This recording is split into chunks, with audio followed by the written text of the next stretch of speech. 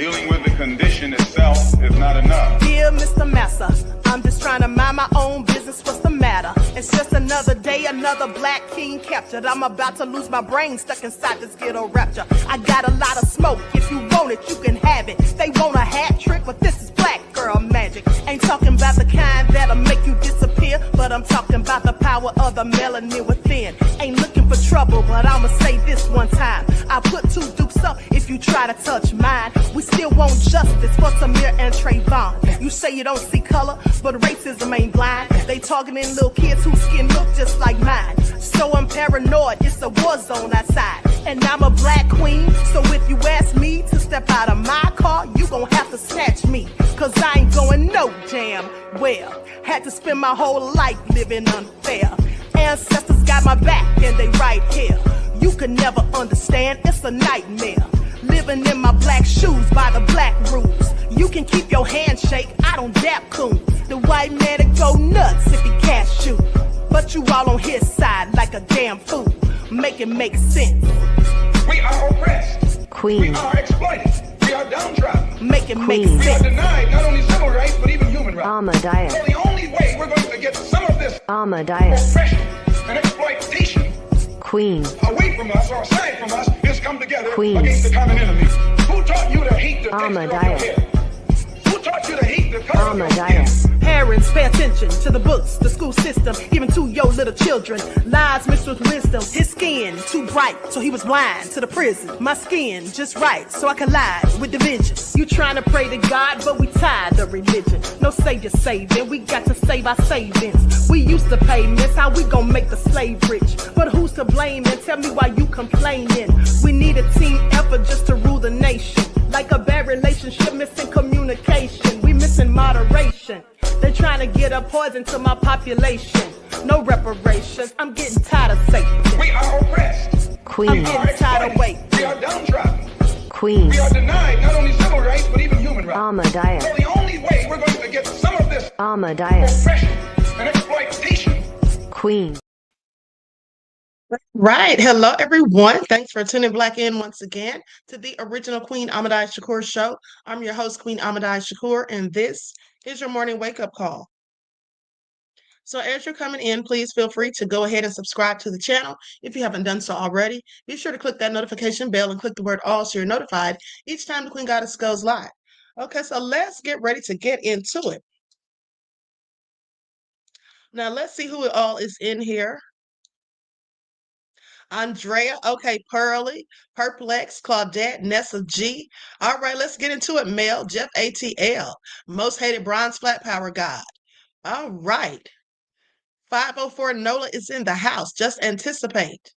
Okay, so let's get into it. Shout out to all of my loyal royals and everyone tuned into the Queen. I see you, Alice. And shout out to my moderators because y'all know they be putting in work. Okay, Lillian X in the chat. So let's get into it. But before we do, let's have a brief word from my sponsor at 12 Tribes. Do not buy 12 Tribes on Earth hair growth oil and hair magic elixir unless you want super healthy, gorgeous hair that grows. They have a whole line of amazing hair growth products, including hair growth leave-in conditioner spray, hair growth shampoo, hair growth spray, and hair growth butter. I'm starting to sense a theme here. They include quality natural ingredients. They smell amazing, and you can see the results for yourself. So if you're looking for healthy hair growth for your natural or relaxed hair, try 12 Tribes on Earth today.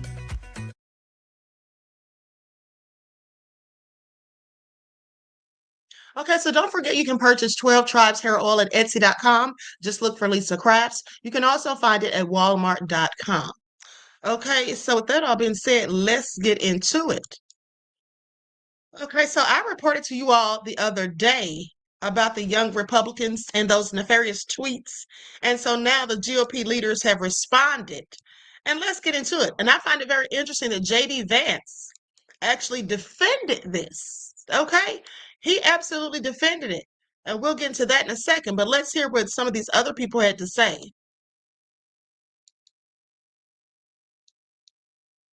This morning, new fallout after the leak of racist text messages linked to members of young Republican groups across the country.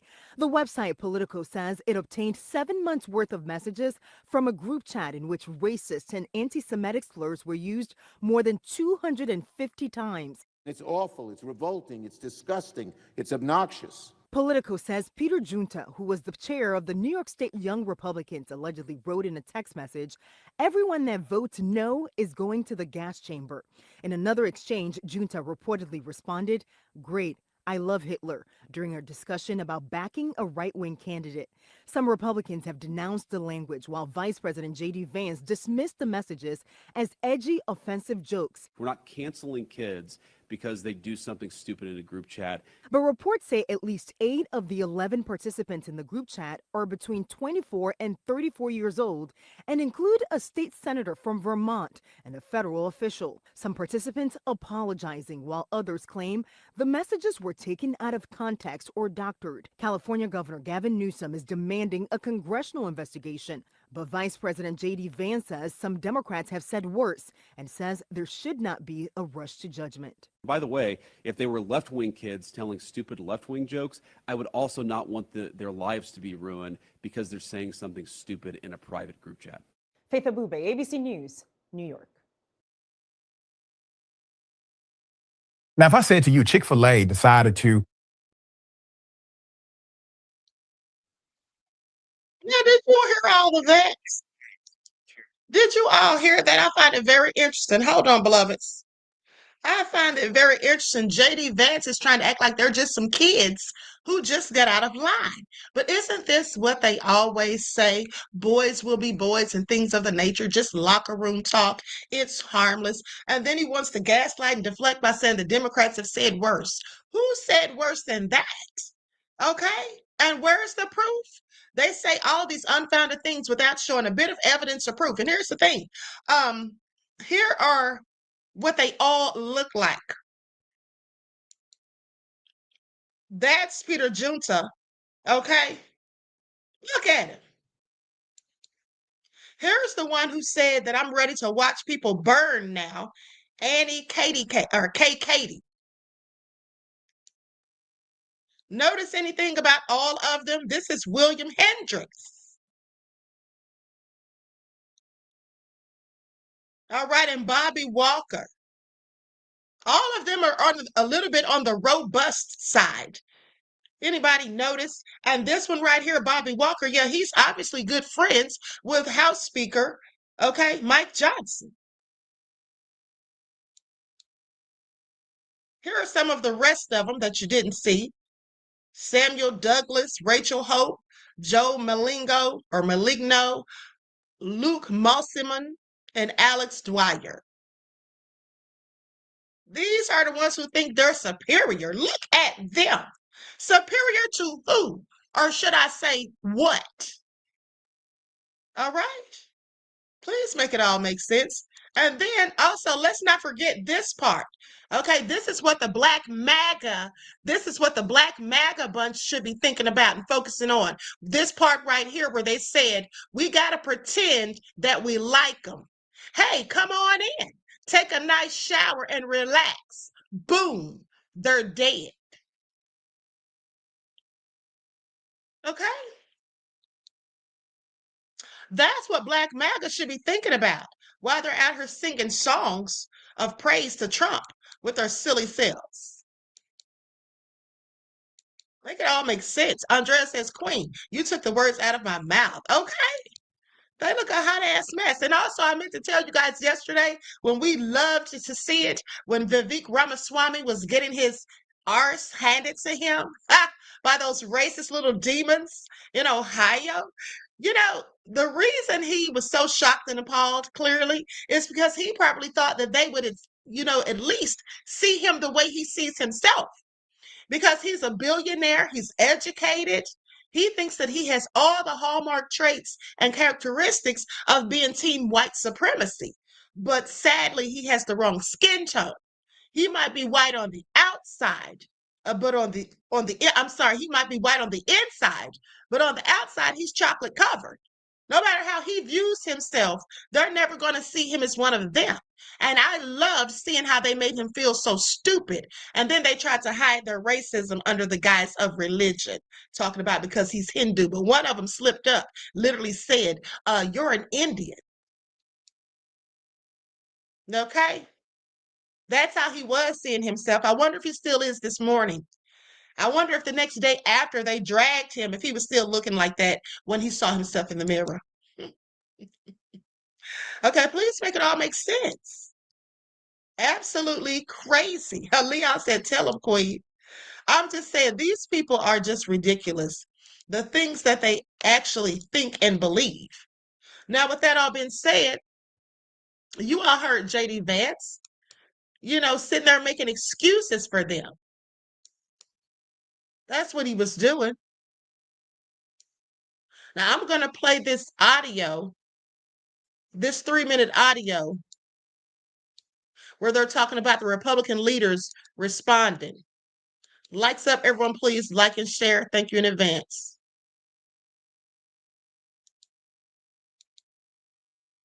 Arizona and This message comes from Vital Farms, who works with small American farms to bring you pasture-raised eggs. Click the play button to hear from pasture-raised egg farmer Tanner Pace, who shares the sights and sounds he and his hens experience on the rolling hills of his family farm in southern Missouri. Arizona and Vermont. The group chat conversations, which NPR has not independently verified, included slurs against gay people and Black people, as well as references to Nazi and white supremacist ideology. Zane Irwin of the Kansas News Service is here to talk about the reactions in his state. Hi, Zane. Hello. So let's just start with the Republican Party leaders in Kansas. What have they said in response to all of this? Well, Kansas GOP leaders were really quick to condemn the comments. They said they don't reflect the beliefs of the Republican Party. As of Tuesday, also, the Kansas chapter of the Young Republicans National Federation is inactive, and one of its members has actually been fired from the Kansas Attorney General's office over this. I will say another wrinkle in the reaction in Kansas was from Democratic Governor Laura Kelly. She says the state Republican Party kind of set a poor example on this for its young members. For example, the party posted edited photos of her on Facebook in a mustache and a sombrero with a caption that says she wants to give food assistance to immigrants who lack full legal status. So this report is already stirring up broader conversations in Kansas. Clearly, okay. So we are hearing explicit criticism from Kansas Republicans of these group chat messages. But I am wondering, how does that response compare to reaction from Republicans outside of Kansas? For the most part, it's been the same condemnation. The National Young Republicans group called on those involved to resign. But there's one notable exception. Vice President J.D. Vance went on the Charlie Kirk show to kind of downplay how serious these revelations were. Here's him talking about it. The reality is that kids do stupid things, especially young boys. They tell edgy, offensive jokes. Like, that's what kids do. And I really don't want us to grow up in a country where a kid telling a stupid joke, telling a very offensive stupid joke, is cause to ruin their lives. Vance is referring to kids in that clip. Yeah. But I want to be clear. Remember, these are adult men in their mid to late 20s, and they hold positions of power in state and local government. So we're talking about adults. Okay, so what do you think all of this says, this whole episode? What do you think it says about what's considered acceptable speech in politics today? There's been a lot of whataboutism kind of going around in this regard. Republicans have cited this counterexample where a Democratic candidate for Virginia Attorney General sent texts 3 years ago that promoted political violence against then Virginia Republican House Speaker Todd Gilbert and his children. But this kind of rhetoric doesn't come from nowhere. I think some of the ideas in the chat echoed what some national Republican figures have said also. Early in the second Trump administration, for example, when a member of DOJ was found to have made racist remarks, Vance defended him then too. He said, quote, "I don't think stupid social media activity should ruin a kid's life." And President Trump backed him up on that. That is Zane Irwin of the Kansas News Service. Thank you very much, Zane. Thank you.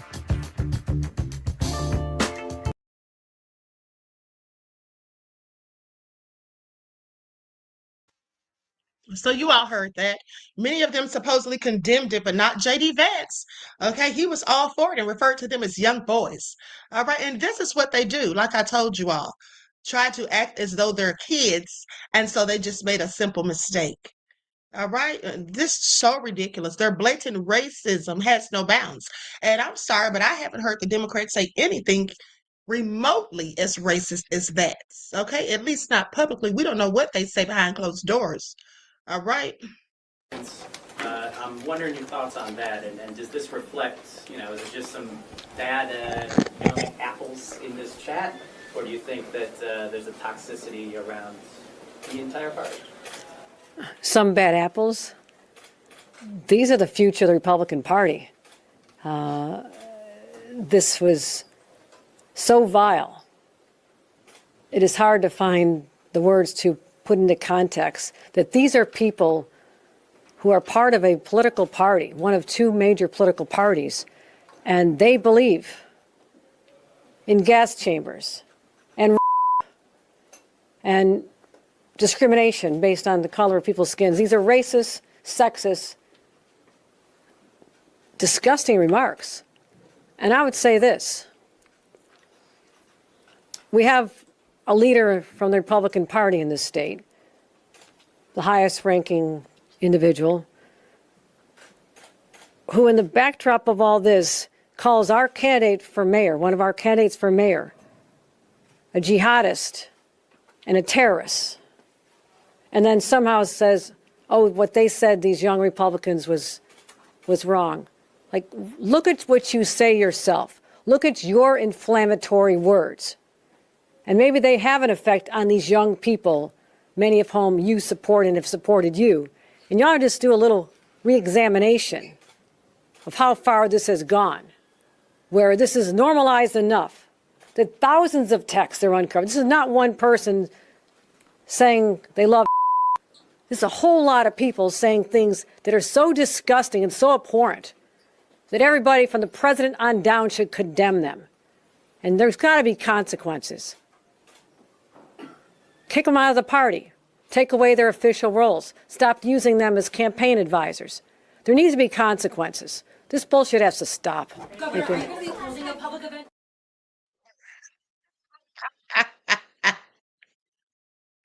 Did you all hear that?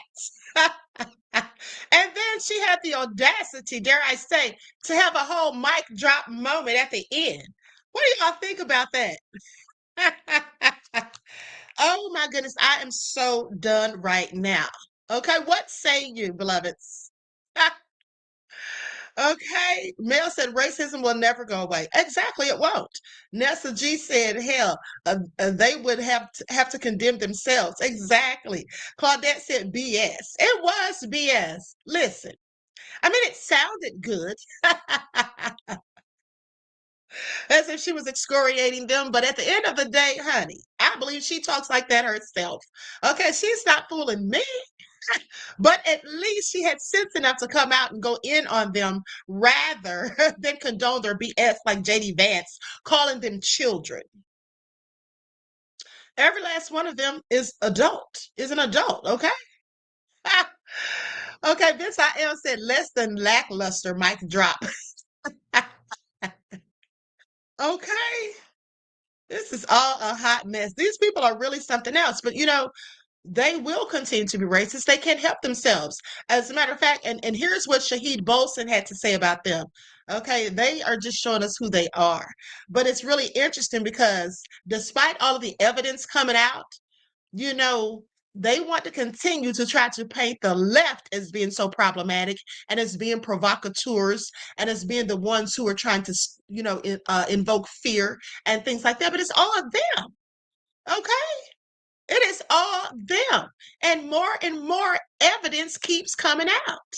They just keep exposing themselves, literally. Okay? I mean, in that group chat, one of them actually said, if we ever get leaked, we're done or we're fried. For real, for real. They literally said it, but yet they still kept texting. How stupid could they be? They can't stop being racist. They can't stop being supremacist. They can't stop being bullies and colonizers and tyrants. They can't adapt to the new reality that no one is scared or impressed with them anymore. And they can't wrap their heads around the fact that the moment any country in the global south, in Africa, in the Middle East, in the Muslim world, the moment that we have any options, the moment that we have any alternatives, any opportunity to get away from you, we do it. You have no concept of just how much you're despised and how deep the resentment and the anger against you is. How deeply you yourselves planted the seeds of that anger and that resentment, and how strong the roots are of the tree of anti-Western sentiment that you yourselves cultivated in our lands. You don't understand how we've been praying and we've been waiting for any chance to finally rid ourselves of your presence, because your presence is nothing but interference and disruption and imposed weakness and subjugation. You actually convinced yourselves that we liked how your boot felt on our necks, and you actually seemed surprised to find out how much we always hated it. You're surprised because you never listened. You're surprised because you never cared. You're surprised because your supremacist mentality made you incapable of hearing our grievances. Your supremacism made you only capable of hearing what you wanted to hear. So now, when the entirety of the global south is rejecting you and expelling you, you're bewildered. I mean, who are Mali and Niger and Burkina Faso to defy America? Some of the poorest countries on earth. But why are they poor? Because of you. And you think we don't know that? Mali, Niger, Burkina Faso are three of the reasons that you're rich. And you're why we're poor. And you imagine that we're not intelligent enough to figure that out? We've been knowing that. We know it ages ago, but we're only now able to actually drive you out. And like I said, the moment that we have the ability to get rid of you, we do it. And if you're surprised, well, that's a you problem.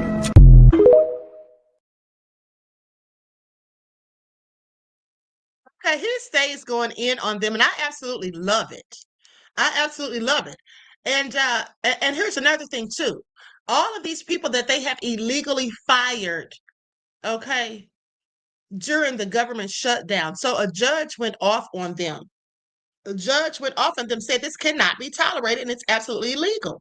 Astonished judge tears into DOJ attorney over firing government workers during shutdown. Says union layoffs are illegal and in excess of authority.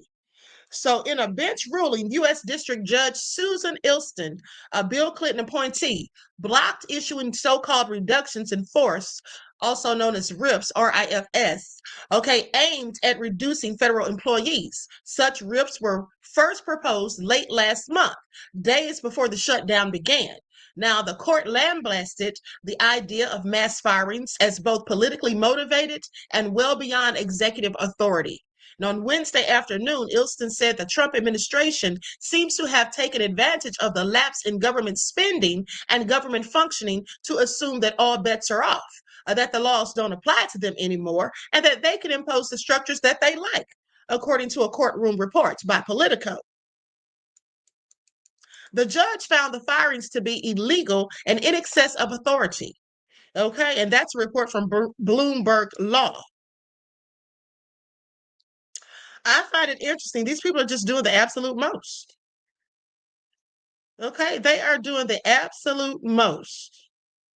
Anyway, with that all being said, the underlying September 30th litigation that was filed by the American Federation of Government Employees represents thousands of federal workers assigned to various federal agencies. And in their 31-page complaint, the plaintiffs asked for injunctive relief under the Administrative Procedure Act, the federal statute governing agency behavior.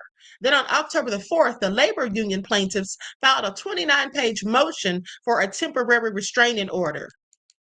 And in contravention of the binding authority, even before the shutdown began, the administration announced its plan to engage in mass terminations of federal employees, not temporary furloughs, but permanent reductions in force during the shutdown. Okay? Now that's what the second filing reads. And now it has become clear that those threats have become action and will soon be carried out. Motions practice has been quick due to the presumed speed with which layoffs might be effectuated, a rapidity singled out by the plaintiffs in their restraining order request. Now, indeed, in their own haste, U.S. Department of Justice attorneys filed an error-filled motion in opposition, prompting the subsequent filings of an errata notice, a formal document admitting to and correcting certain mistakes. So over the weekend, Ilson set the date for the hearing, which ended with the court blocking the government from taking any action that might result in RIFs being used to workers represented by AFGE. The lawsuit noted the plans to fire government workers were previewed in a memorandum issued by the Office of Management and Budget, now which advised all administrative agency heads to use the opportunity to reduce staff. So this was their plan all along. Now, during the hearing, the judge listed public comments made by President Donald Trump, Vice President J.D. Vance, and OMB Director Russ Vought. Those comments, the court noted, evidenced a desire to attack and dismantle programs supported by the Democratic Party. I want you all to pay attention.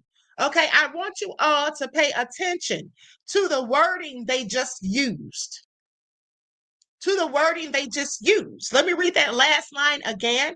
Those comments, the court noted, evidenced a desire to attack and dismantle programs supported by the Democratic Party. Now, why is that important, Queen Ahmadiyyah Shakur? Because what have I been telling you all?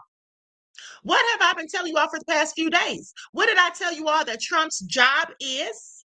And the judge literally just said the same thing, that it's evidence a desire to attack and dismantle programs supported by the Democratic Party. I've been telling you all that Trump's job is to dismantle the United States. Once in the chat, if you remember me telling you all that. Is that not what I have been saying repetitively? Okay, once in the chat, if you recall. All right, and now a judge is saying the exact same thing. Now, with that all being said, saying it's really ready, fire, aim on most of these programs. This is what Ilstein opined on Wednesday, saying it's a human cost that cannot be tolerated. Exactly. These people have to be stopped. Now, the government, in its opposition motion and during the hearing, argued the plaintiffs do not have standing to sue because the harms they describe are too speculative, insisting the OMB memo is not actually binding on any federal agency. That's what the government said in their opposition motion. Like y'all can't prove it. You don't have enough evidence. You're just speculating. This is just what you think. Many of them may well decide not to do RIFs at all. This is what DOJ attorney Elizabeth Hedges argued, to little effect, mind you. Now, the judge rejected that line of thought, upbraiding the DOJ for attempting to make its case only on jurisdictional issues, saying you're not making any statement concerning the government's position on the merits, whether the RIFs are legal. Okay, that's what the judge asked. Said you're not trying to let us know if they're legal. That's not what you're trying to get out, okay, to make understood. You're not making any statements concerning the government's position on the merits, whether the RIFs are legal. They didn't want to talk about that, to which Hedges replied, not today, Your Honor. Yeah, not today. You're not going to get to the merits with me today because the merits are just too troublesome. So you just don't want to talk about it, okay? It's too problematic. That's basically what the judge said. You're not going to get to me on that today because it's too troublesome. These people are something else. Okay, these people are something else. Ebony Eye says, my question is, why are Black American descendants of American slavery supporting immigration? It doesn't benefit us. I wouldn't say that it's that anybody is supporting it, beloved. Okay, I don't think that Black Americans are really supporting it. For the most part, I mean, there are some people that are. At the end of the day, if they come here legally, that's one thing, but coming here illegally is the problem. And speaking of immigration, let me just tell you all something. Here's the real reason they're deporting all these people. The reason for the mass deportations is simple. Okay, it is very simple because here's the thing. As I have told you all before, you know, the immigrants stimulate the economy, whether people want to admit that or not. That's just a fact. They always have. The reason they really want to get rid of them, in my opinion, is because the United States is projected to become a majority minority nation around 2045, maybe even 2040. Okay, I've told you all this plenty of times. And this is according to the U.S. Census Bureau projections. So the shift means that the non-Hispanic white population will be less than 50% of the total population, while minority populations together are going to constitute the majority. Okay. And so the term brown is often used to describe this demographic change, referring to the increase in decrease in white populations and the increase in non-white populations, basically. So that's what this is all about. They don't like these projections. Trump doesn't like the numbers and the percentages, the way it's looking. They're not going to be the majority, so they have to put a stop to it. If they feel like brown people being here, i.e. immigrants, is going to be an issue and make them the minority, well, the best thing for them to do is get them the hell up out of here. Make it as difficult as possible for them to come back. Even some of them who are here legally, get rid of them too. Okay? And if that doesn't stop it, then let's get rid of some of the black folk. We'll start with the criminals. Y'all hear this? I want y'all to pay attention. Okay? I want y'all to pay attention. Because it's not a game. This is exactly what they're plotting. Okay? Now, with that all being said, let's talk about Stephen Miller. Because he just let us all know that he's running the show, not Trump. Trump isn't running anything, but I want you all to pay attention because now it's all coming out. But didn't I tell you all this days ago? I know y'all remember that I told you all that Trump's doing all this nefarious stuff. And I said, but Stephen Miller is in his ear. Okay, this is the person who's still advising him. Okay, this is the person who's in his ear, giving him all these ideas of nefariousness. Now, let's get into it because he basically came out and said it the other day. He slipped up. I want you all to pay attention. This is the second time Stephen Miller has slipped up in a week. This is the second time in 2 weeks that he slipped up. Okay, do you all realize that? The last time he tried to sit there and act like he was frozen, like it was a glitch. Remember that? When he said Trump had plenary control, authority.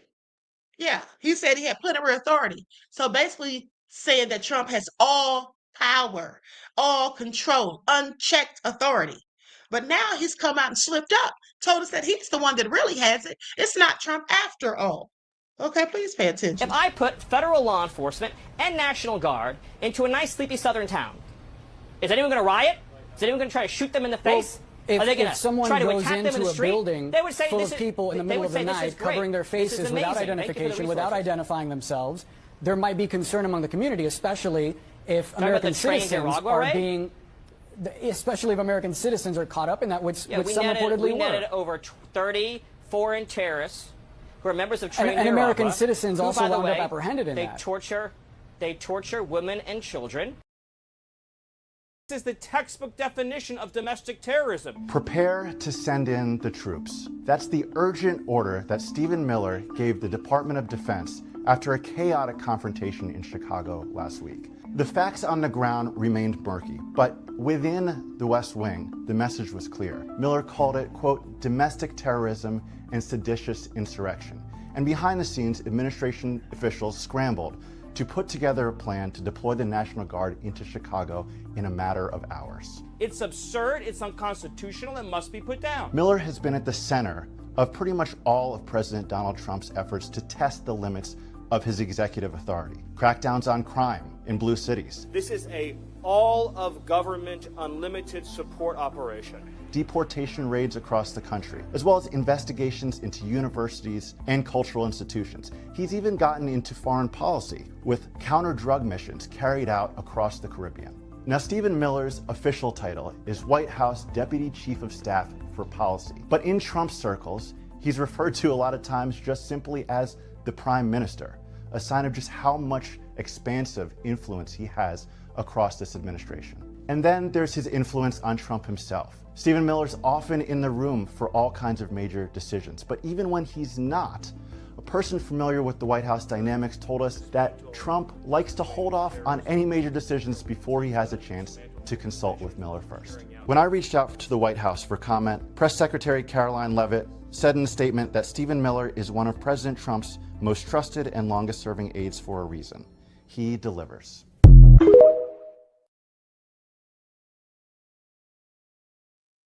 Okay, you all heard that, right? Said he delivers. So yes, he's the one running everything. He's in charge because not only that, everything he said, but there are people in the cabinet that report to him. They're literally his subordinates. Okay, for example, Pam Bondi, Christy Nome, even Secretary of State Mark Rubio.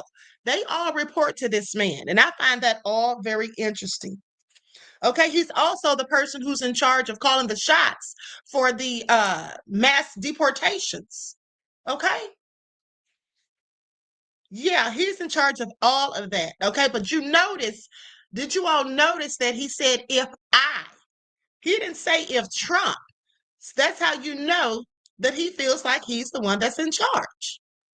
Because he said, they say his slip of the tongue reveals who's really in charge. Illinois governor says we're provoking actions that are unlawful. This is what Miller said on CNN.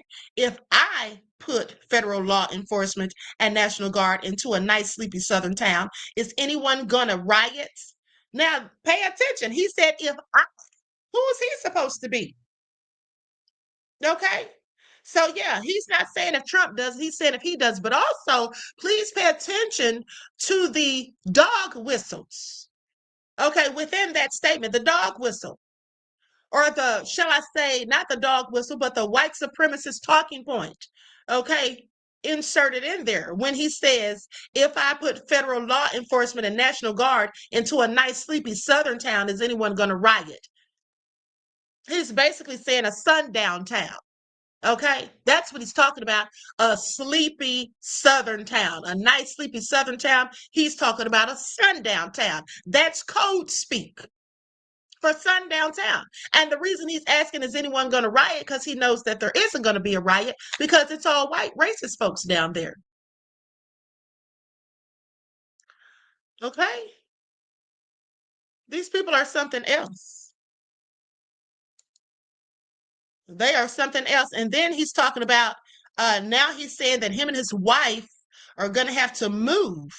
They're going to have to sell their house because people have doxed them online, and now people are showing up at their house. I want to thank Stephen Miller, who's right back in the audience right there. And I'd love to have him come up and explain his true feelings, but maybe not his truest feelings. That might be going a little bit too far. White House aide Stephen Miller says he has to sell his house, and he listed it actually about 10 days ago. Why? Because according to him and his wife, Katie Miller, well, the far left radical lunatics found their house, and they committed acts of terror. Exactly what were they doing? How about this? The neighborhoods around Arlington, Virginia, have consistently been going to Trump administration officials' homes and writing on the sidewalks around their house. The Constitution does not agree with Stephen Miller, nor do we the people. Stephen Miller is destroying democracy. Stop that.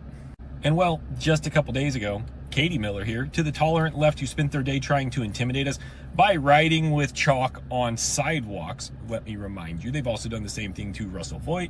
They will not back down. They will not cower in fear. We will double down. Actually, Katie, you did none of that. See, you and Stephen decided to run away, tuck your tails, and run away from the consequences of your own actions, which is your neighbors calling you out for the bullshit that you and your husband are perpetrating as you continue to support this administration and deport people just because of the color of their skin. Stephen Miller said he wants 100 million people in this country. Do you know how many people are in this country? 347 point something million people. What are they going to do with the other 247? Well, since they don't want the other 247, I think that we should just crash the economy. I think that we should just not pay for anything anymore and let that 100 million people, just let them pay for everything. If that's what they want, right? Because they're the ones with all the money, they're the ones with all the education, they're the ones with all the resources, then they should pay for everything. And the other 247 million people just don't pay for anything. Don't do it. What you're going to do during this holiday season is you're not going to subscribe to anything. You're going to unsubscribe from the holiday season. You're going to get all your bare necessities. You're going to stock up on what you can. Bare necessity, food, toiletries, hygiene stuff, all that bare necessity stuff, okay? And then you're not subscribing to anything. Next year, fuck summer. Next year, fuck spring. Next year, fuck fall and winter. Fuck all of it. Hopefully, I won't even be in this country by then. But if I still am, fuck all of it. Nothing. I'm not spending money on nothing. So the other 100 million people can spend money on it. If I was to be able to lead a revolution or do anything, that's exactly what I would say. Crash the fucking economy. As hard and as rough as it's gonna be. I mean, what's the other alternative? We allow them to keep doing what they're doing? I don't know. You ain't gonna listen no ways. Yeah, I think Stephen Miller is an unhinged nerd. And I would venture to say that most law enforcement officers in this country don't take him seriously. And I want to say that saying things like that, while it is incendiary and it's disgusting and it's disgraceful, the policies and procedures that exist in American law enforcement agencies across this country at the state and local level are so ingrained in their officers that listening to, a propaganda speech by Stephen Miller is not going to change the way that those officers, for the most part, conduct their business. What I do worry about is that this is a advertisement or a promotional video for new hires, people that are coming into the career of law enforcement under this administration, who see the brutality, who see the state-sponsored violence, and are attracted to that. And hear things like take the gloves off.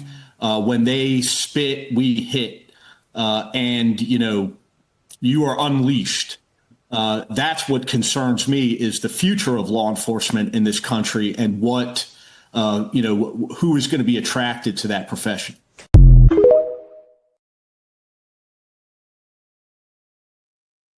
All right. Now, I saw someone in the chat asking if Stephen Miller's wife messed around with Elon Musk.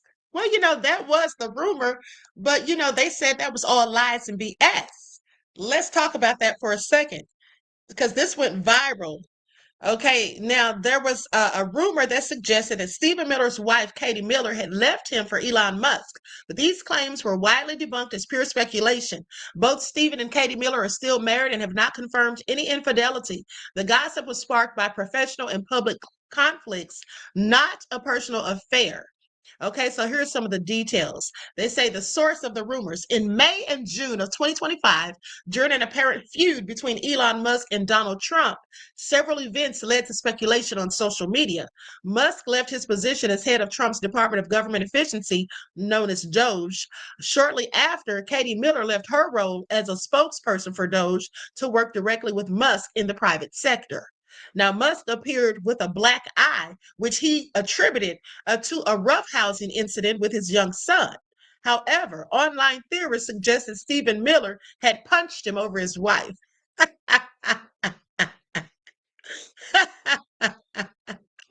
y'all hear this?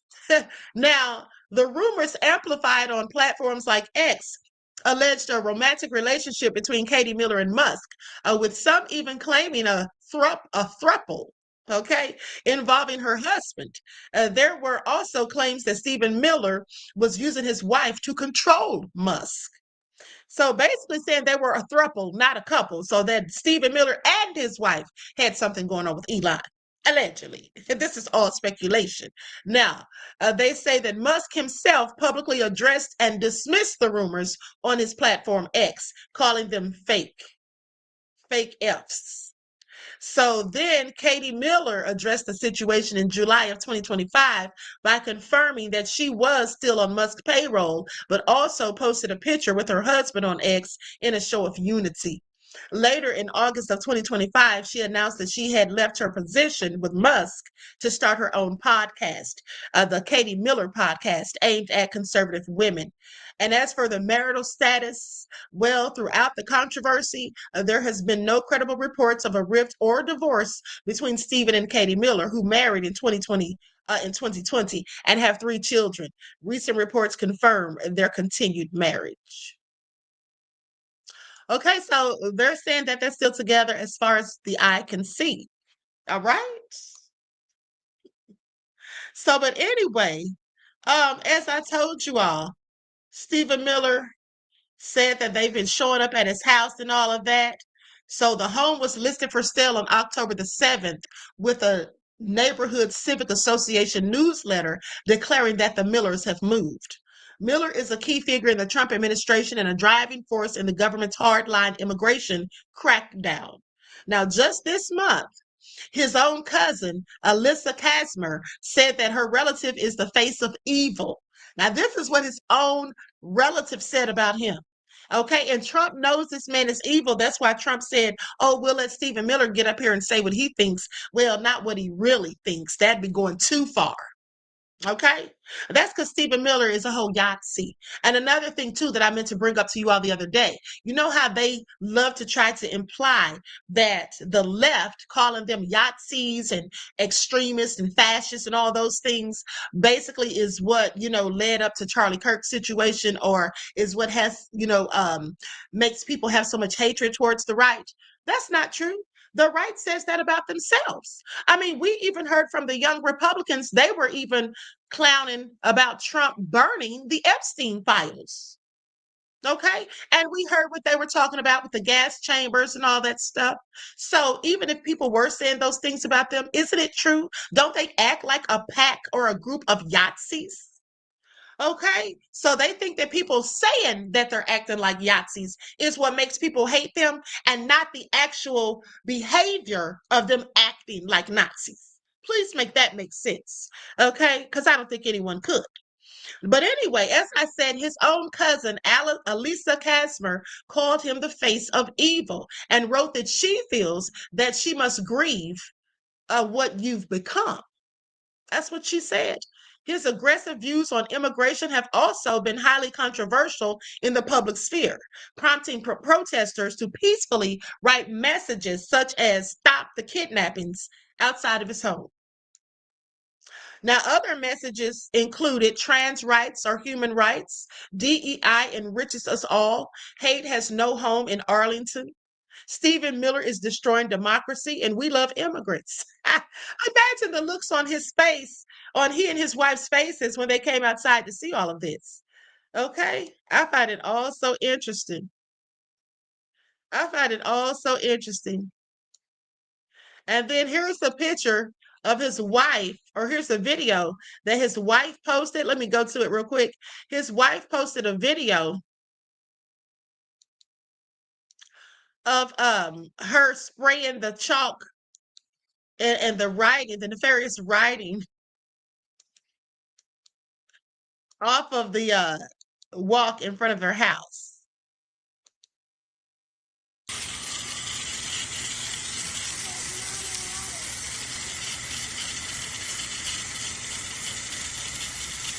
Okay.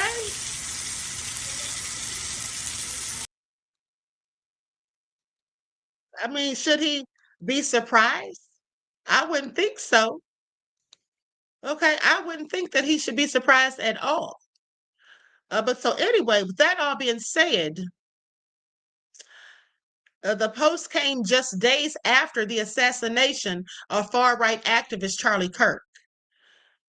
And then this is what they say: "To the tolerant left who spent their day trying to intimidate us in the house where we were with our 3 young children, we will not back down."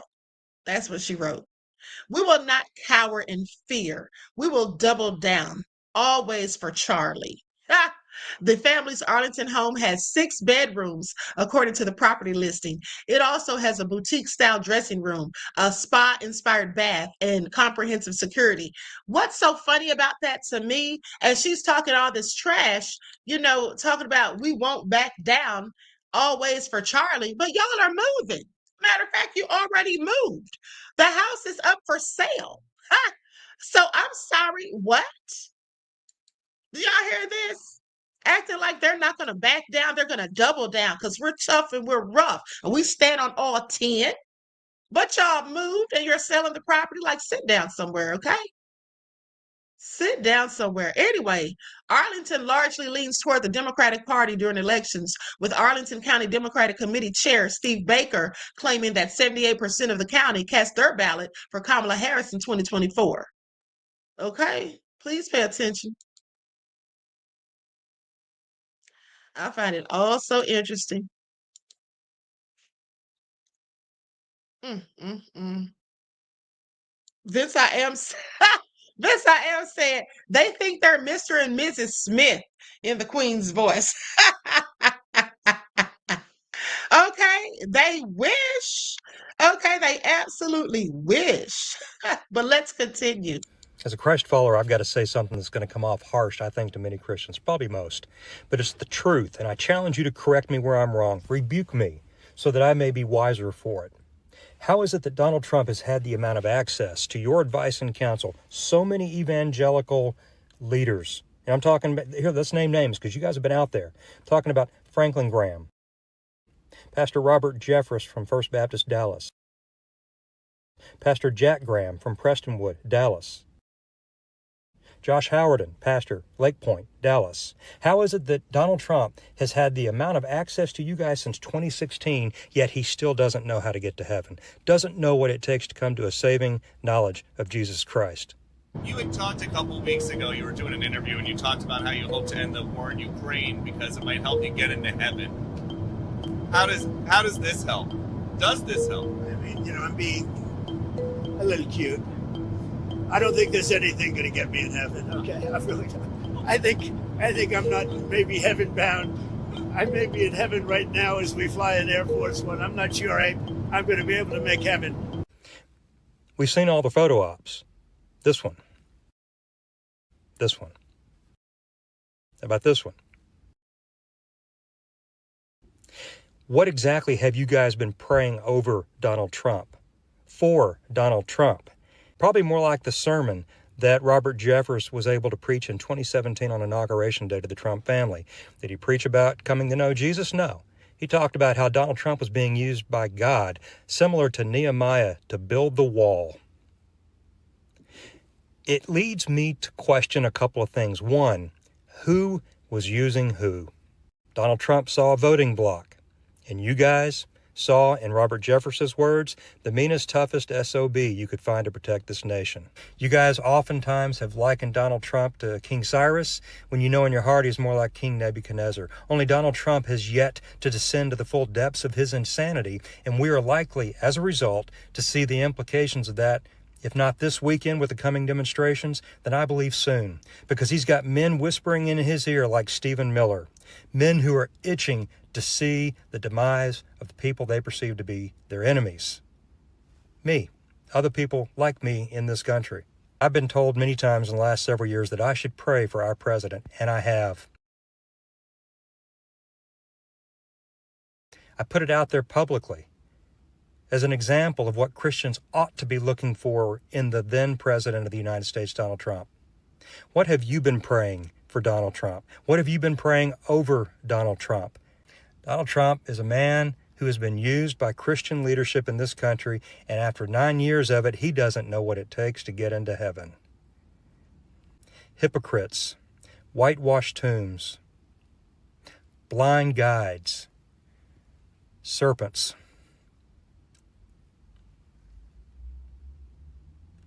I think many Christians today will have to answer to history for this, and I believe many evangelical religious leaders today will have to answer to God.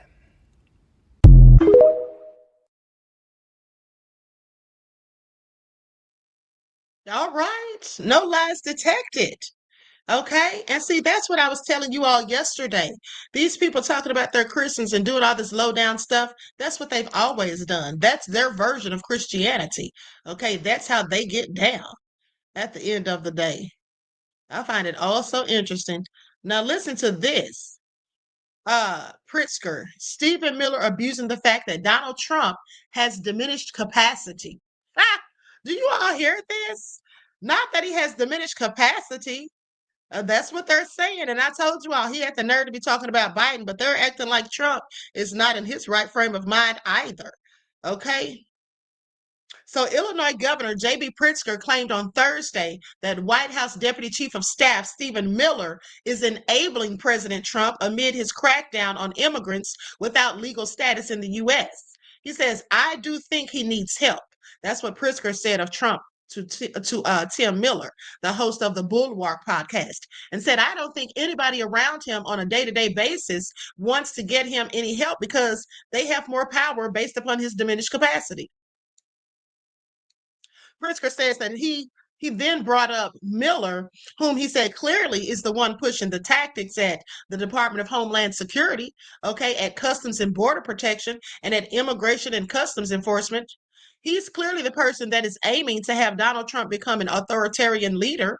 And I wish that, people could just at least recognize that Stephen Miller is bad for the country. And he's abusing the fact that Donald Trump has diminished capacity.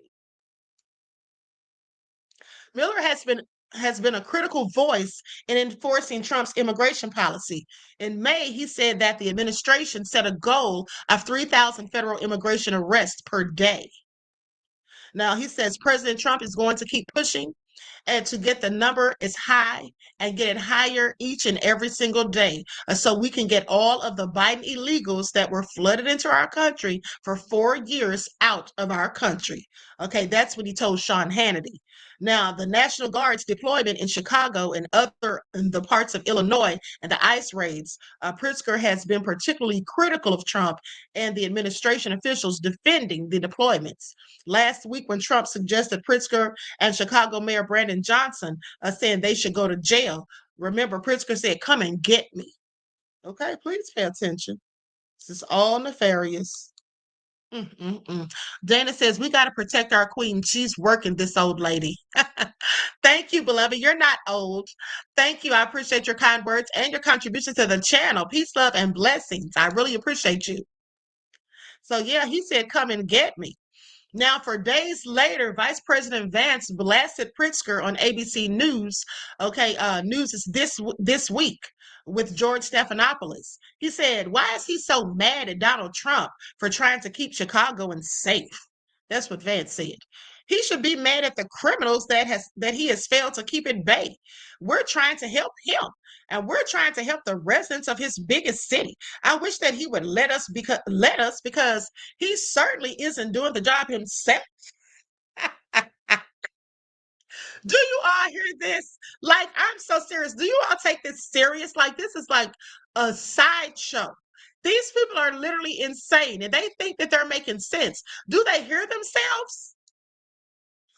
Why is he so mad at Donald Trump for trying to keep Chicagoans safe? He should be mad at the criminals that he's failed to keep at bay. So this is all his fault. And he's a fool for not wanting Trump to come storming the city with all of these military troops. Okay, so they can harass people, take people to jail when they didn't do anything. And so they can shoot with flash grenades pastors who are trying to simply pray for them. We're trying to help him. And we're trying to help the residents at his biggest city. I wish he would just let us, because he's certainly not doing the job himself. These people are something else, honey. I mean, they actually believe their own BS. They actually believe it.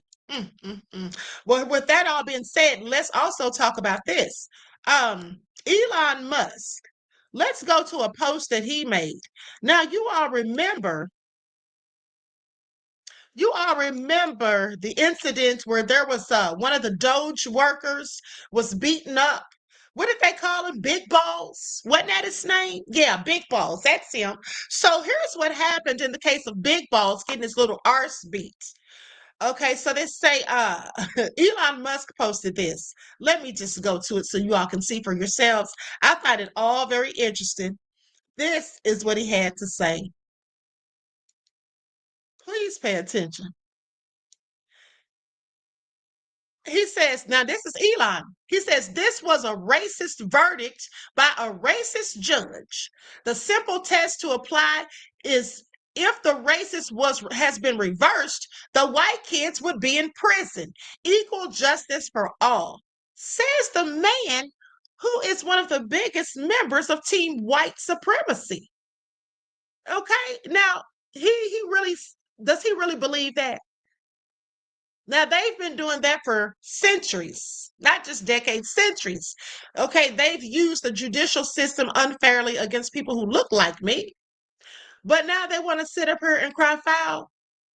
Breaking. DC Judge Kendra Briggs has allowed the two teens who jumped Edward Big Balls Cordestein to avoid jail and sentenced them to simple probation, stating her job is to rehabilitate, not to punish. Now, why is he mad about that? Okay. They didn't like that at all. But here's the thing. Like I said, they have things like this happen to them every day. As far as them committing crimes and not being arrested, not serving jail time. Okay. Even if they do get arrested, sometimes it's a slap on the wrist. It's minimized. Let's talk about it. Brock Turner, who raped somebody and didn't go to prison as he should have because the judge didn't want to ruin his life. What about Brooke Skylar Richardson, the one who killed her baby and buried it in the backyard? Okay, and then even more recently, Laken Snelling, who also killed her baby and buried it in the backyard. Or no, she didn't bury hers in the backyard. I'm sorry. She hid it in a closet.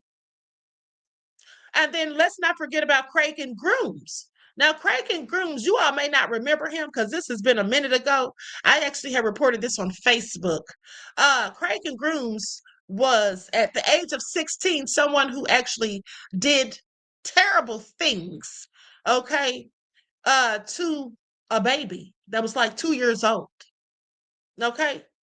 He doesn't look like me, but the baby that he did those things to did. And he got no jail time initially. They didn't give him any jail time because the judge ruled that because someone videotaped him doing this, it literally was on video. And he didn't go to prison because the judge ruled that because someone videotaped him doing that to that child without his permission, that was inadmissible. It was only years later in 2022 when they came back and decided to take away the probation and make him actually go to jail, possibly for 10 years. And even then, it was just a possibility. Okay, I want you all to pay attention. But he's sitting up here talking about a black person. Okay. At the end of the day, yeah, they shouldn't have tried to carjack anybody if that's what they were doing. But remember, that's what it was said. But we actually also heard that they just got into a fight over something else. But nonetheless, the bottom line is white teenagers, okay, and adults get away with all kinds of crime every day simply because the judges have sympathy and empathy for them and don't want to ruin their lives. But however, they don't mind ruining the lives of a black person. That's what they never have a problem with. Okay? So they can miss me with it. Stephen Miller explodes on Hannity when asked about J.B. Pritzker. You can't love your country and then fight President Trump. So Stephen Miller, the MAGA firebrand credited with shaping President Trump's immigration agenda, accused Illinois Governor Pritzker of being a moron who hates America during his latest on-air rant. Ah, y'all hear this? A moron who hates America. Is that what he said? I find it all so interesting. Anyway, he goes on to say, they say during an appearance on Hannity Wednesday evening, Miller's initial calm disposition visibly transformed as he sounded off on Democrat politicians. Let's just go to the clip. Like stuff, everyone. Please like and share. Thank you in advance. If we can get this to load. Okay, here we go.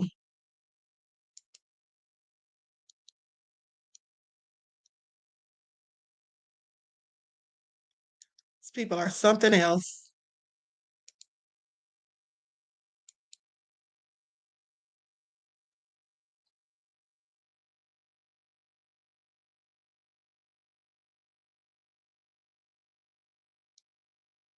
He says that you're attempting to inflame tensions and create a war zone. He also says that you are profiling, that you're targeting black and brown people, even those who turn out to be here legally.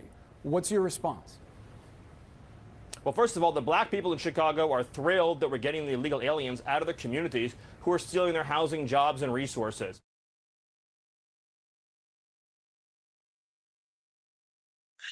You all remember I showed you all that days ago. This fool said the black people are thrilled because they're getting them out of here and they're stealing our housing, jobs, and resources. Oh my goodness, these people are so delusional. I bet this man has not spoken to one of the black people in Chicago, not a one. Okay, I'm willing to bet money on it. So ridiculous. Black people are thrilled. Anyway, um, yeah, he said black citizens who are native to Chicago had been begging to have illegals taken out of their country during the Biden administration, and then accused the Illinois officials of having created a system of law in Chicago that afford people more rights than U.S. citizens if they're in the country illegally, while accusing anti-ICE protesters of engaging in what he called an effort to delegitimize the core function of the federal government of enforcing our immigration laws and our sovereignty and domestic terrorism. Just pathetic, okay? Now, he was talking to Boris Sanchez when he said all of this. And then went on to say, when Sanchez pressed him again on whether Pritzker's accusation that the administration is profiling black and brown people in immigration raids designed to go after people of color, Miller again did not deny the claim, okay, but in response, he just attacked Sanchez's line of inquiry, said, what a dumb question. The illegal aliens who are here taking away jobs from blacks. They're taking away jobs from whites. They're taking jobs away from Latinos. Aren't the Latinos some of the immigrants? They're taking their health benefits away. They're taking their school slots away. And of course, in many cases, they're committing heinous crimes. We cannot have a system of law in this country that privileges illegal aliens over American citizens. And that's what they're doing. And he was very agitated when he said that. Only when Sanchez asked him a third time to respond to Pritzker's allegations did Miller answer directly in the negative. He said the answer is no. That is a lie, and it's a dumb question. His comments to CNN came ahead of a scheduled hearing in a lawsuit brought by Illinois and the city of Chicago to prevent President Donald Trump from using out-of-state National Guard soldiers or active duty troops for what the government described as federal protection missions in Chicago. Now, the president has, dating back to his first term, pushed to use the military to quell protests against his administration in cities or states where voters have elected Democratic officials.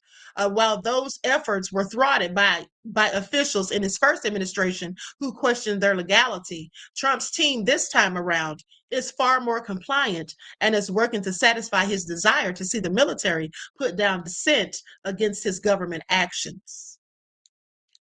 Now, lawyers for the city and state said in court papers filed on Monday that Americans should not live under the threat of occupation by the United States military, particularly not simply because their city or state leadership has fallen out of a president's favor. And that's absolutely right. Okay, Trump is doing nothing but abusing his power and going against political rivals and just targeting all of these Democratic states. That's what he's doing, specifically ones that have Black leaders. Now, to guard against this, foundational principles of American law limit the president's authority to involve the military in domestic affairs, they added.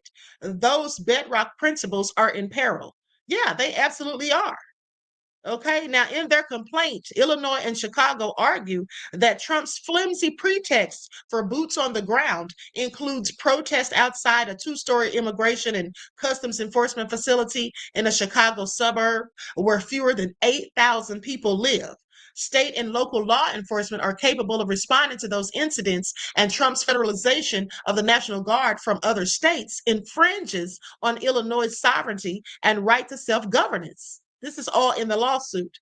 They say it will cause only more unrest, including harming social fabric and community relations and increasing the mistrust of police.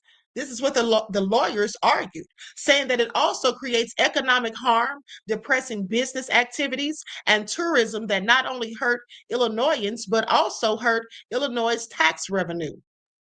Now, Trump has similarly surged federal law enforcement into several other Democratic-led states and cities, including Los Angeles and Washington, D.C., while Memphis is also preparing to see troops on the ground. Now, California sued the administration earlier this year in the wake of Trump's deployment of National Guard troops and U.S. Marines into Los Angeles in response to protests against large-scale immigration raids and arrest. So last month, a federal judge determined that the administration illegally deployed military assets into the Los Angeles area in violation of the Posse Comitatus Act of 1878. Didn't I tell y'all that 1,000 times? Didn't I tell y'all that? Okay, I know y'all remember, which prohibits the military from enforcing domestic law. Okay? I want y'all to pay attention.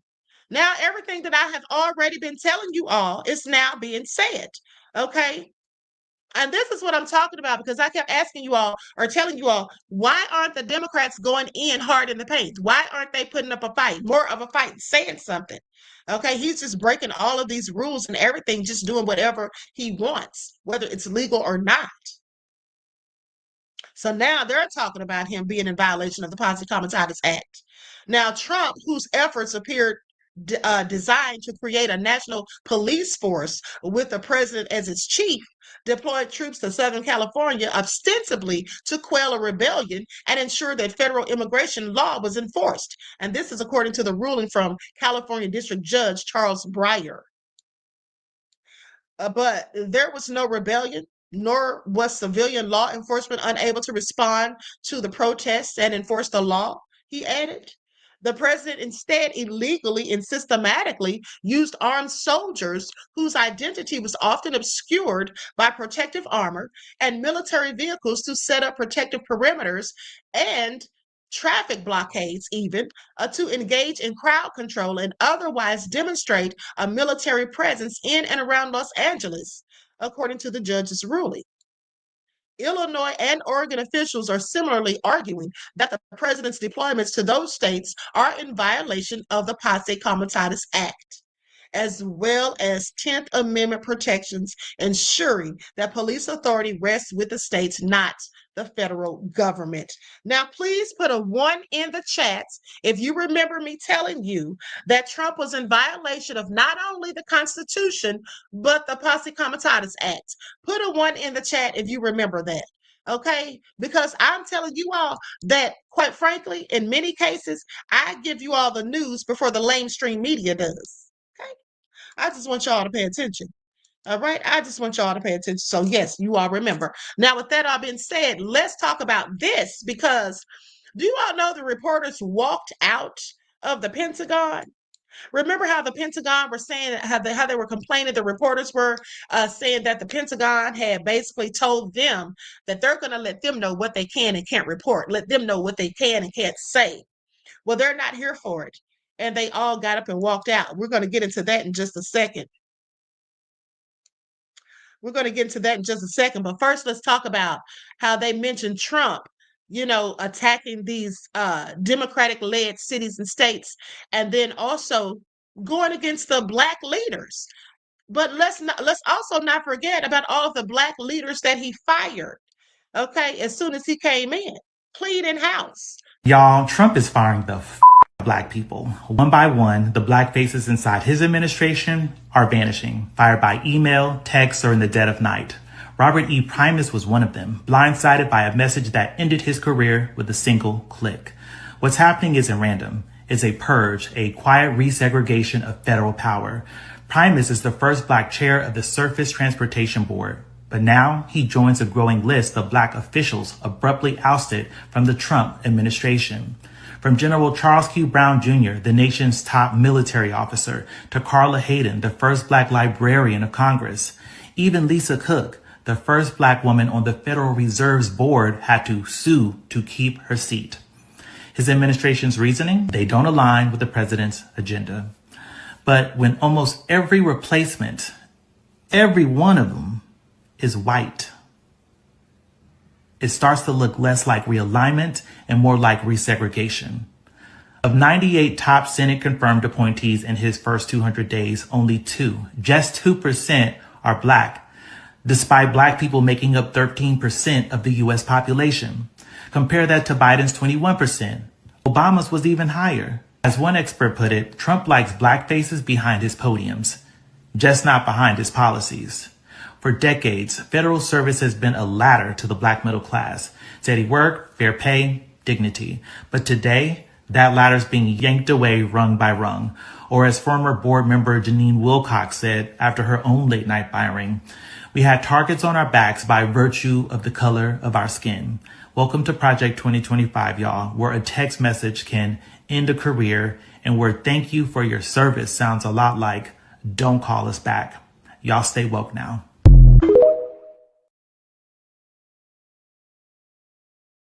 Exactly. Don't call us, we'll call you. Okay, please pay attention, honey. At the end of the day, they're not even trying to hide it. And, they never have, as far as I'm concerned. Now, let's go to this report about how the reporters just walked out of the Pentagon. We have some breaking news to tell you about on a story we've been covering here all week. Since we've been on the air, dozens of news outlets covering the Defense Department have left the Pentagon after refusing to agree to and sign the Trump administration's new demands that significantly curb access to and the ability to report on and cover that building, the Pentagon, and the men and women of the military. The people refusing to sign include Fox News, Defense Secretary Pete Hegseth's former place of work. A Pentagon reporter from the AFP posted this photo of journalists on the steps of the Pentagon after handing in their badges that gave them access to the building. A correspondent from Reuters tweeted this, quote, "The physical Pentagon bureaus of Reuters and virtually every other news organization are now officially closed. But we will continue to cover the Pentagon fairly and aggressively from outside the building, holding the U.S. military accountable." We're back with Rachel. I know you got everyone's attention, the world's attention, with your open a week ago Monday about how authoritarianism is here. It's not on the horizon. It's not something theoretical that you and I both covered in the months leading up to the election. It's not a question before the voters. It's what they have ushered in with the reelection of Donald Trump. And this is, chapter one, shutting out the free press, shutting out access to the truth about the military. Yeah, but this is also a really important chapter in what it means to stand up to authoritarianism. Nicole, we have talked about the fact that, the people have been brave. Individual Americans, the people who you're going to see out this Saturday at the No Kings protests, the people who you've seen in every state of the country almost every day of the week taking some act of protest against Trump, those folks have been brave and principled and unafraid. The cowardice that we have seen has been from institutions, and that includes media organizations and news organizations, where we've seen executives over and over and over again make cowardly and craven decisions to try to appease Trump or please him in some way in the hopes that maybe that earns you another day of being allowed to operate at his pleasure. It's just been disgusting what we've seen from the most important and valuable corporations in this country and law firms and universities and all the rest of it. In this case, we've got all of those Pentagon reporters with their news organizations behind them standing up and saying no. We are not stenographers. We are not going to work under strictures where we are only allowed to write down what you tell us we can write down. That's not journalism, and we're not going to do it under those terms. We'll do it some other way.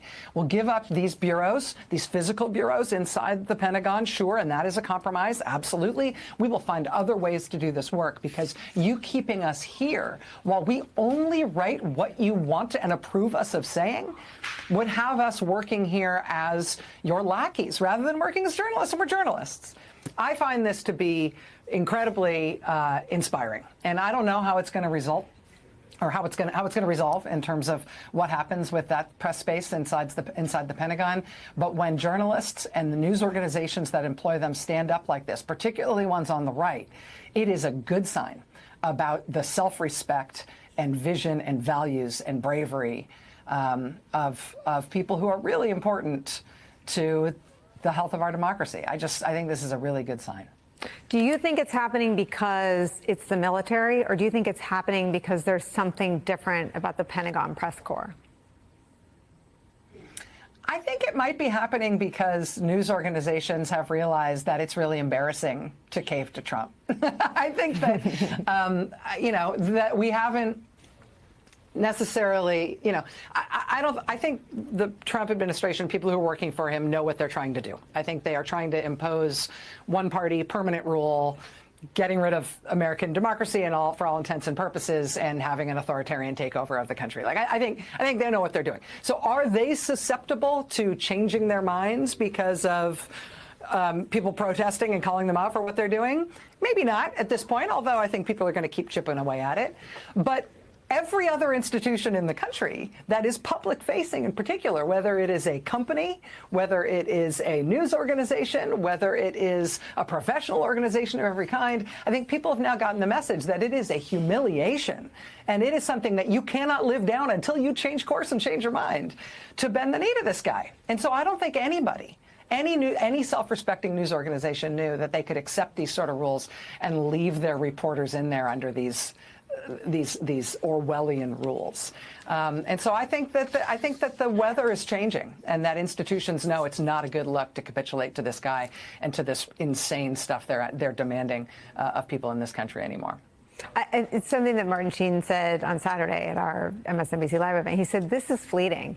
And the idea that people think that this will be the weather, to use your word, forever, and that it won't at some point be the most hideous brand ever to be. I mean, imagine being Paul Weiss, right? The first law firm that capitulates to Trump. That won't always be a good look, but they will have always gone first.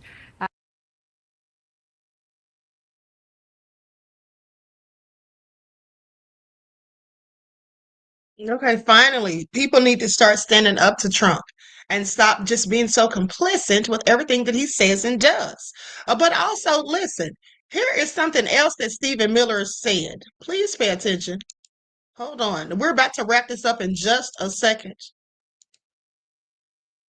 This is unbelievable. Stephen Miller is using what happened to Charlie Kirk as an excuse for Donald Trump to take away people's rights. Watch this clip of him saying they're going to, quote, take away the freedoms of anybody who opposes them. It's unreal.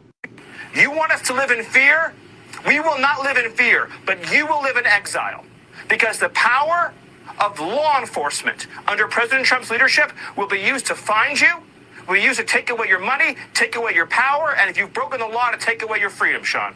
When he uses the word they, we all know he's talking about the Democrats and left-wing organizations, despite the fact the guy who took Charlie Kirk's life was raised by a conservative family who loved Trump. But what Stephen Miller is saying is not normal political rhetoric, it is authoritarian language. He's not talking about justice, he's talking about weaponizing the president's power to get revenge. He wants to use law enforcement not as a neutral institution, but as a weapon to punish his political opponents, take away their money, and take away their freedom. And the irony here is unbelievable. These are the same guys who constantly scream about big government tyranny and weaponizing the DOJ, and then yet here they are, openly bragging about how they plan to weaponize the state against Democrats over an event that had nothing to do with them.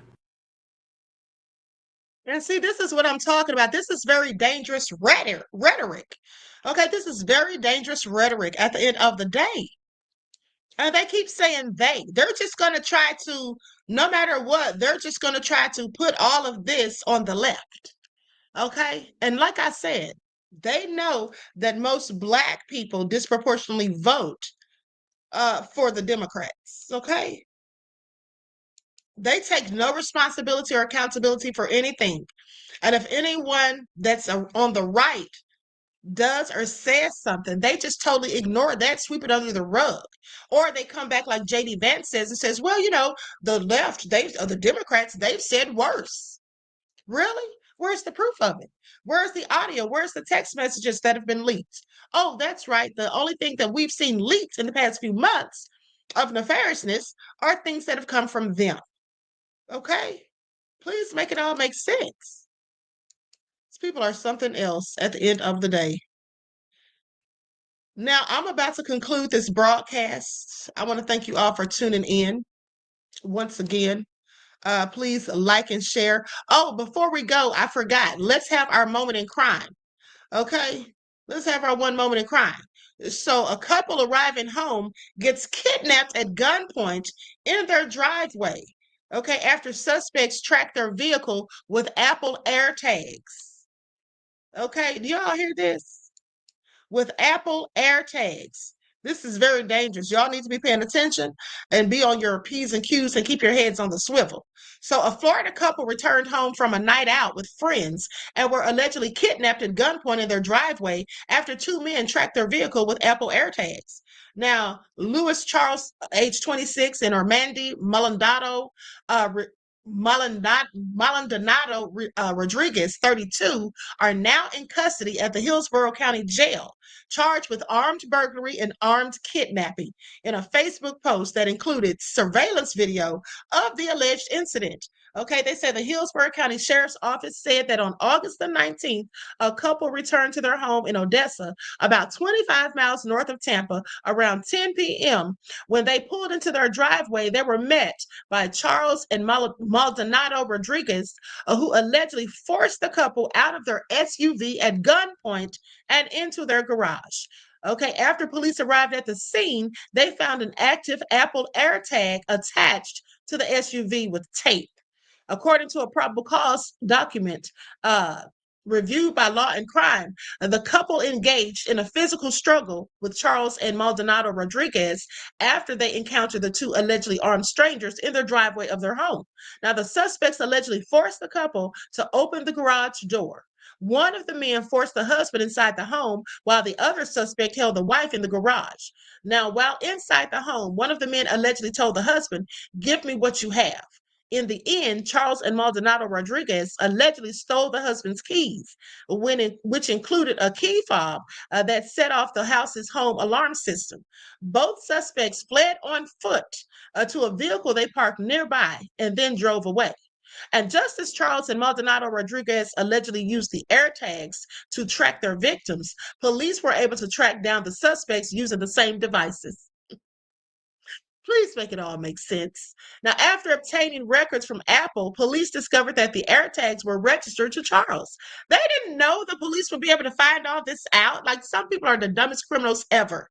Okay, further investigation revealed that the vehicle the suspects used to flee the scene was registered to Maldonado Rodriguez. According to court documents, phone records also revealed multiple phone calls in the days leading up to August the 19th, going as far back as August the 7th. Police arrested Charles on October the 9th while being questioned, he allegedly admitted to purchasing the AirTags found on the victim's vehicle. Maldonado Rodriguez was arrested the next day. Both men were charged with armed burglary of a dwelling with assault or battery and armed kidnapping. They're in custody at Hillsborough County Jail, where they are being held without bond. On Facebook, Hillsborough County Sheriff Chad Chronister said, to be ambushed at gunpoint in the very place that you should feel safest is every family's worst nightmare. Okay, can you imagine? Can you imagine? That had to be awful. But that just lets you know how these thieves are getting even more and more crafty. Now, I'm going to go to the video because remember, they had surveillance footage. Likes up, everyone, please like and share. This is all a hot mess.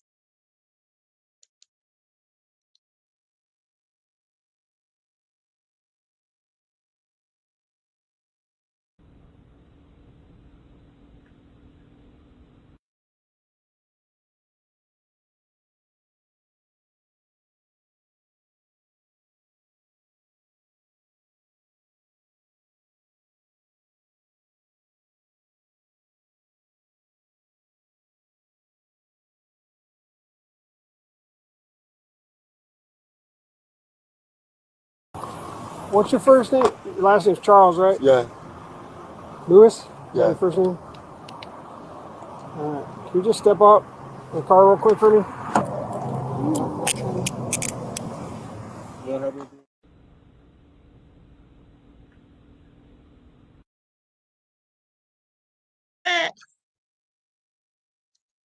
So you really have to be careful because now they're using those Apple AirTags to kidnap people. Okay.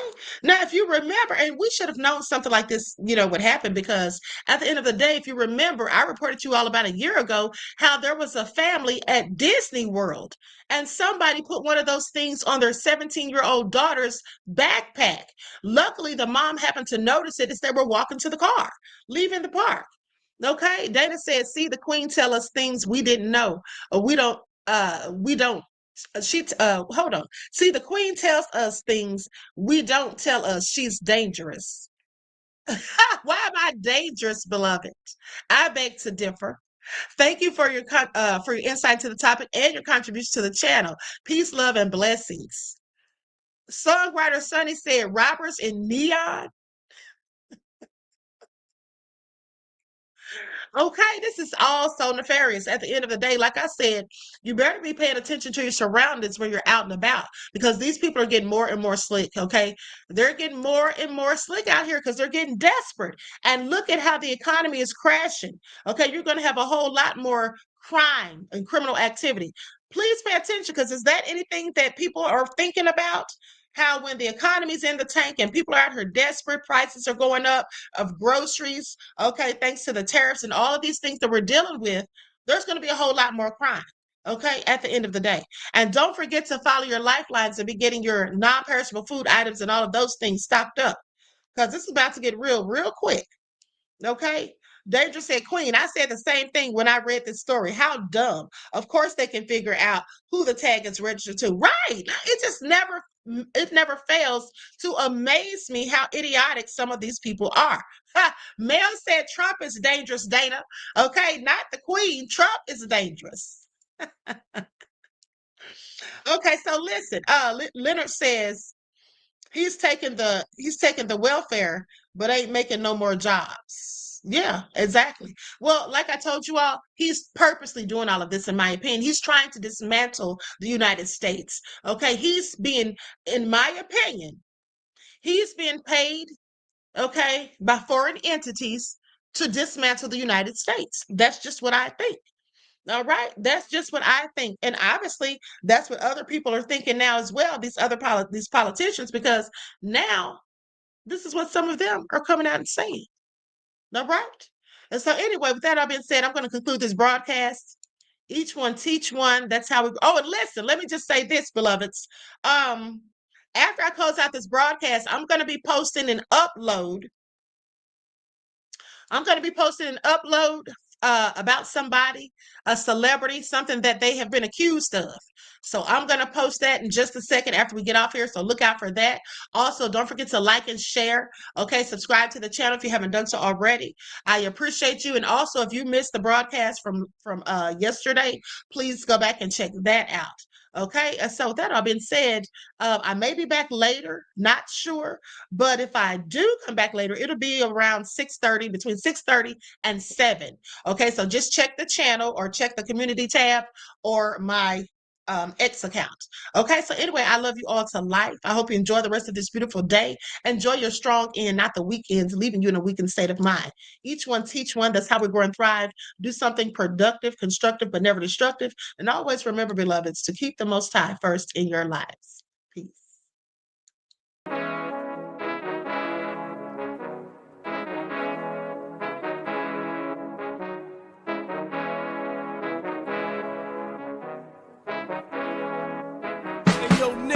With that gold all in my skin, God all in my blood, kings all in my circle. You touch one of mine and you're done. They show no love for the queen. Why you hating on me?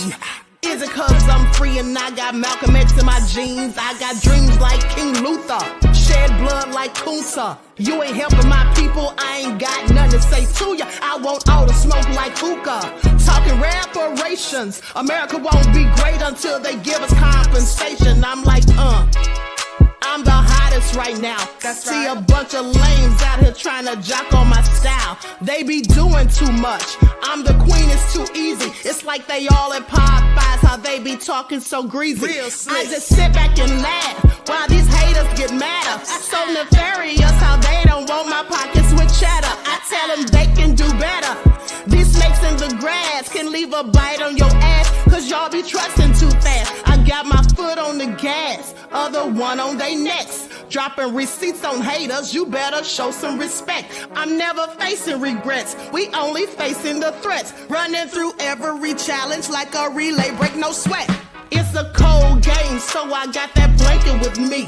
Now that my people awaken, ain't no going to sleep. I do not play by my piece, this time I'm playing for keeps. You talking slick, but when I see you like them ends, we gon' meet. And I got gold all in my skin, God all in my blood, kings all in my circle. You touch one of mine and you done. They show no love for the queen, why they hating on me?